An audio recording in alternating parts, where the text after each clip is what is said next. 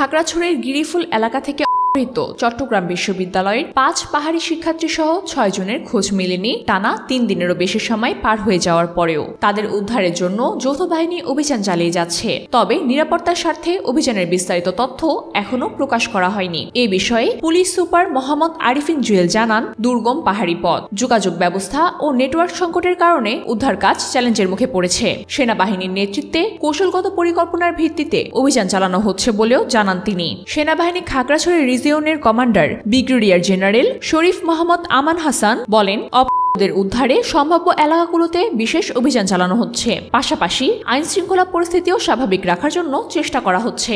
এদিকে অপরাধ নিয়ে এখনো কোনো লিখিত অভিযোগ পায়নি পুলিশ। তবে জেএসএস সমর্থিত পাহাড়ি ছাত্র পরিষদ অভিযোগ করেছে ইউপিডিএফ প্রসিদ্ধ গ্রুপ এই ঘটনা ঘটিয়েছে। প্রসঙ্গত, গত ১৬ এপ্রিল বৈশাখী উৎসব শেষে চট্টগ্রাম বিশ্ববিদ্যালয়ে ফেরার পথে গিরিফুল এলাকায় মুখে শিক্ষার্থীদের অপহরণ করা হয়। অপরাধীদের সবাই রাঙামাটি ও বান্দরবনের বাসিন্দা।